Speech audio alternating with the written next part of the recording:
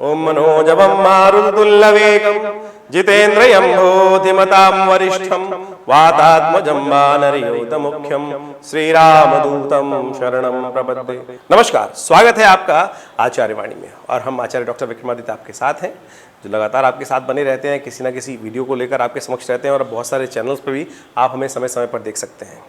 देखिए, ग्रहों का परिवर्तन आपके लिए भी बड़ा विचित्र प्रकार से इस राशि वालों होने वाला है। सबसे पहले समझ लो कि जो 11 मार्च से लेकर जो विशेष तौर पर महीना है, ये कैसा है। 20 मार्च तक की हम बात करें तो मेष राशि, इसमें परिवर्तन होगा शुक्र का, जो चल रहे थे बृहस्पति के साथ, यानी एक बहुत बड़ा इंपॉर्टेंट परिवर्तन है। मंगल भी परिवर्तित होंगे, जो मिथुन राशि में चले जाएंगे। सूर्य भी परिवर्तित होंगे, मीन राशि में चले जाएंगे। बुध भी मीन राशि में चले जाएंगे, ये भी परिवर्तित होंगे। शनि सूर्य की युति हट जाएगी। चंद्रमा तो परिवर्तित हो ही रहे हैं। तो इतने इंपॉर्टेंट 1, 2, 5 ग्रहों का परिवर्तन इस महीने, इस 10 दिनों में आपको देखने वाले हैं। और ये बड़ा इंपॉर्टेंट है। जो मनोभाव में जो परस्पर विरोधी स्वभाव के ग्रह एक साथ चल रहे थे, सूर्य और बात करें शनि की, और बृहस्पति और शुक्र की, जो लगातार एक साथ चल रहे थे पिछले 1 महीने से, वो योग हटने वाला है। रिलीफ प्राप्त होने के योग बन सकते हैं, लेकिन उठापटक हो सकती है। इसलिए आपको समझ लेना है कि आपके लिए कैसा रहेगा समय। वृश्चिक राशि की यदि हम बात करें तो जब सबसे पहले इन 10 दिनों का आरंभ होगा 11 तारीख से। 11 को जो चंद्रमा जो है वो आपके तुला राशि में रहेंगे, आपके 12वें भाव में रहेंगे। तो ये आपके लिए थोड़ा सा पहला दिन जो है थोड़ा स्ट्रगल वाला जा सकता है। थोड़ा सावधानी के साथ काम करने की जरूरत है। अननेसेसरी क्लैशों में ना फंसे, इस बात का ध्यान रखें। देखिए, वृश्चिक राशि है आपके लिए, तो वैसे ही जो तुला का जो चंद्रमा है वो थोड़ा कष्ट दे सकता है कभी कभी, तो उससे बचते हुए काम करने का प्रयास। थोड़ा चावल का दान कर दें सुबह सुबह, देखिए कष्ट दूर करने के योग बना सकते हैं। उसके बाद अगले दिन यदि हम बात करें तो आपकी लग्न में वहीं पर सुबह 4:15 पर चंद्रमा वो प्रवेश करेंगे। इसी हम 13 तारीख की बात करें, 13 तारीख को, यानी 2 दिन रहेंगे। 11 और 12 को जो है चंद्रमा वो तुला राशि में रहेगा, तो उसमें आपको 2 दिन जो है थोड़े सावधानी के साथ निकालने की जरूरत है। वहीं 12 मार्च को शुक्र जो है वो भी परिवर्तन की तरफ जा रहा है। शुक्र जो परिवर्तन की तरफ जाएगा वो आपके लिए जाएगा विशेष तौर पर 6ठे भाव में।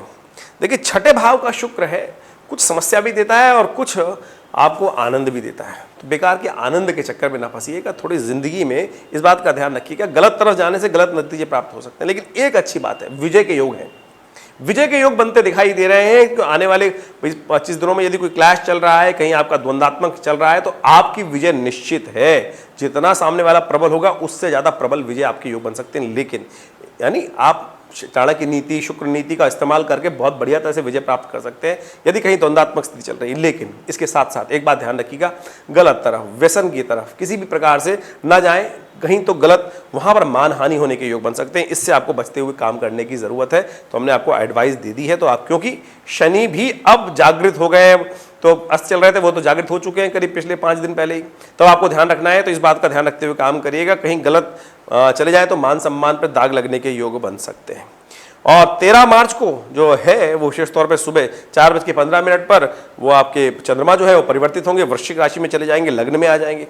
तो वो आपके लिए एक तरह से कुछ अच्छे रहेंगे। कहीं नुकसान तो नहीं कराते हैं, लेकिन आगे बढ़ने के योग दे सकते हैं। उसके लिए मन को आश्वस्त करने की जरूरत है। चंद्रमा वृश्चिक में वैसे क्षीण हो जाते हैं, कमजोर हो जाते हैं, तो उसके लिए थोड़ा ध्यान रखें कि माँ का ध्यान कर लें, भगवान शिव का ध्यान कर लें, ओम नमः शिवाय का जप कर लें। वो आपके लिए बहुत अच्छा रहेगा। आगे बढ़ने के योग बन सकते हैं और उससे आपको लाभ भी प्राप्त हो सकता है। तो इसलिए मन को तटस्थ रखते हुए, क्योंकि चंद्रमा वृश्चिक में रहने वाले हैं करीब करीब 3 दिन, 13, 14, 15 तारीख तक रहने वाले हैं। 15 को जाके बदलेंगे, लेकिन उससे पहले मंगल परिवर्तित हो जाएंगे।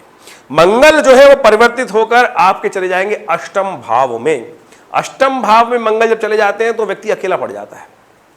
तो ओवरऑल ऐसा दिखाई देता है कि आपके अपनी कार्यशैली में, अपनी नीति में, अपनी बात में इस बात का ध्यान रखना है कि जो भी काम करना है सबको साथ सम्मिलित करने के चलने की जरूरत है। अकेला चना भाड़ नहीं बूझता, इस बात को ध्यान रखें। ये समाज है, ये जो हमारा समाज है, ये सब साथ मिलकर चलने की जरूरत है। झंडा एक ही लेके चलता है, लेकिन उसके पीछे भी बहुत सारे, जितने ज्यादा लोग जिसके पीछे रहते हैं वहां पर वो बहुत बढ़िया से काम कर सकता है। इसलिए इस बात का ध्यान रखते हुए काम करना है। तो इसलिए थोड़ा सा नरम रहते हुए काम करने का प्रयास करें। आपका लग्नेश जो है वो विशेष तौर पर अष्टम भाव में जाएगा और वहां आपको अकेला कर सकता है आपकी नीतियों के कारण से, आपके शब्द के कारण से। तो जो भी बोले सोच समझ कर बोले, अड़ियलपना ना लाएं, क्योंकि शनि महाराज वहां पर आपके लग्न को भी देख रहे हैं। इस बात का ध्यान रखते हुए काम करना चाहिए। आप 15 मार्च को ये, इसके बाद हम यदि बात करें तो वो भी ग्रहों का परिवर्तन रहेगा, विशेष खरमास आरंभ हो जाएगा, लेकिन उससे पहले 14 मार्च को बसौड़ा है। यह एक बहुत अद्भुत पर्व है भारतीय संस्कृति का, और उत्तर भारत में तो हर घर में मनाया जाता है। प्राचीन परंपरा के अनुसार से कहा जाता है कि इस दिन बासा भोजन करना चाहिए, शीतला माता का पूजन करना चाहिए। स्किन डिसीज को ठीक करने के लिए एक बहुत सुंदर पर्व है जो भारतीय संस्कृति में इसका प्रचलन बना। शीतला माता के रूप में उनकी पूजा की जाती है, मां भगवती की, और खासतौर पर कहा जाता है कि पूजन करने के उपरांत जो जल वहां से मिलता है उसको पूरे घर में नीम की पत्तियों के द्वारा छिड़क देना चाहिए। और इसके पूजन करने से क्या होता है, घर में स्किन डिसीज, चेचक, बहुत सारे ऐसे मौसम परिवर्तित हो रहा है, बुखार इत्यादि से अद्भुत प्रकार से बचने के योग बन सकते हैं। तो जैसी परंपरा आपके हैं उसको अवश्य पूजन करने का प्रयास करें, लेकिन पुरानी परंपराएं हम छोड़ते चले जा रहे हैं, उसको ना छोड़ें। उसका वैज्ञानिक, कभी समय मिलेगा तो आपको बताएंगे उसके बारे में कि क्या है वैज्ञानिक पर्व है। 15 मार्च को 2-3 ग्रहों का विशेष परिवर्तन होगा। 15 मार्च को सबसे पहले तो सुबह 7:33 पर चंद्रमा जो है वो धनु राशि में चले जाएंगे, आपके लिए बड़ा अच्छा योग बना देंगे। वहीं सुबह खासतौर पर 6:30 पर सूर्य भी परिवर्तित हो रहे हैं, लेकिन खरमास आरंभ हो जाएगा उस दिन से। शनि के साथ जो सूर्य की युति चल रही थी, शनि की गिरफ्त से बाहर आ जाएंगे सूर्य, और वहां पर आपके लिए विशेष तौर पे हम यदि बात करें तो आगे बढ़ने के योग बना सकते हैं। मीन का सूर्य आपके लिए बड़ा अच्छा रहेगा, और धनु का विशेष तौर पे यदि हम बात करें तो चंद्रमा भी आपके लिए अच्छा है। तो ये दोनों योग परस्पर आपके लिए अच्छे दिखाई देते हैं। धनामद की इनकम होने के रास्ते बन सकते हैं, लेकिन आप थोड़े अड़ियल मत पड़िएगा, क्योंकि बाकी ग्रह दिखा रहे हैं कि अड़ियलपना आप अपना सकते हैं। तो अड़ियलपने में सब चीजें, विजय कहां से आ रही है, चाणक्य नीति से, आपको हमने पहले समझा चुके हैं। तो चाणक्य नीति का, शुक्र नीति का, डिप्लोमेसी का इंप्लीमेंट करते हुए काम करने का आपको प्रयास करना चाहिए। खरमास जो 15 मार्च से आरंभ होगा वो रहेगा 1 महीना, और इस बात का ध्यान रखिएगा, खरमास के अंदर शास्त्र में कहा गया है कोई नया कार्य, कोई मकान का नया आरंभ, बहुत सारे जो चीज़ें होती हैं, विवाह इत्यादि नहीं करने चाहिए। ये दिन, ये केवल पूजा पाठ के लिए, यज्ञ इत्यादि के लिए दिन शुभ माने जाते हैं। तो उसके अनुसार से परंपराओं का निर्वाह करते हुए काम करना प्रयास करना चाहिए, तो आपके लिए अच्छा रहेगा। 17 मार्च को यदि हम बात करें, 15 और तो समझे 16 भी मार्च ऐसा ही योग बनाता दिखाई दे रहा है, तो आपके लिए आगे बढ़ने के योग प्रशस्त हो सकते हैं, लेकिन चाणक्य नीति के साथ साथ। 17 मार्च को जो आपके चंद्रमा है वो प्रवेश करेंगे आपके तृतीय भाव में 10:16 पर।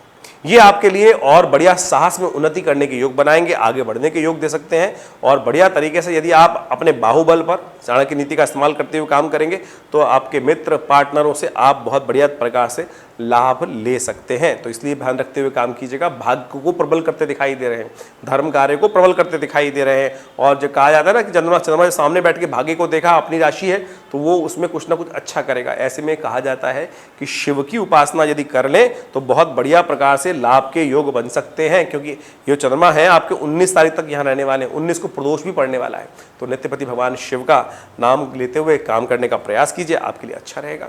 इसके साथ साथ 18 मार्च को एकादशी है, तो कोशिश है कि एकादशी के दिन भगवान विष्णु का स्तवन करें। चावल का खाना हमारे यहाँ निषेध कहा जाता है, कम से कम एकादशी के दिन व्रत हर व्यक्ति को अवश्य करना चाहिए।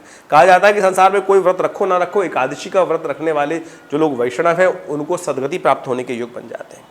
तो आपके लिए ये दिन भी अच्छी रहेगा, आगे बढ़ने के योग बनाने वाला है। 19 मार्च को कुंभ में चंद्रमा प्रवेश करते दिखाई दे रहे हैं 11:16 पर, और साथ साथ 19 मार्च को प्रदोष भी है।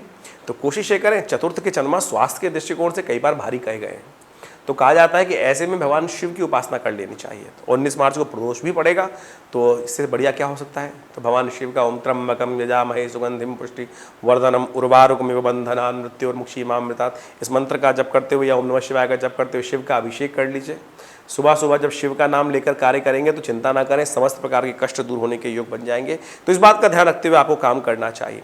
शनि हो गए हैं बिल्कुल अब खुले, जो पिता के साथ चल रहे थे और पिता का अंकुश था, उसके कारण से कई सारे द्वंद्वात्मक स्थिति उत्पन्न हो रही थी। अब शनि पूरी तरह से फलीभूत होकर आपको लाभ देने के योग दे सकते हैं, सुख के आगमन के योग बना सकते हैं, लेकिन उसके लिए आपको केवल जिद त्यागनी है। तो समझ लीजिए, अब आगे बढ़ना चाहते हैं और अभी अगले हफ्ते से यानी अगले 21 तारीख से बहुत सुंदर अवसर आ रहा है, नवरात्र शुरू होने वाले हैं, और हमने भगवती की आराधना के लिए बड़ा सुंदर आश्रम में व्यवस्था करी है। नवरात्र दुर्गा महोत्सव रखा है। दुर्गा सप्तशती के संपूर्ण 7 दिन शरद चंडी का पाठ कराया जाएगा, आप भी उसमें सम्मिलित हो सकते हैं। और माँ भगवती दुर्गा जो हमारे आश्रम में विराजमान है, साक्षात 1947 में मुल्तान से 500 वर्ष पुरानी भगवती की चमत्कारी शिव विग्रह वहाँ उपस्थित हुआ है। आप उनके समक्ष आकर उस यज्ञ में भाग ले सकते हैं, आपकी मनोकामना सिद्धि के योग बनेंगे। हमारा पूरी जानकारी आश्रम की कार्यक्रम की आपको व्हाट्सएप के माध्यम से भेज दी जाएगी। आप उन नंबर्स पे अपना व्हाट्सएप भेज सकते हैं यदि आप सम्मिलित होना चाहते हैं उस यज्ञ में। धन्यवाद।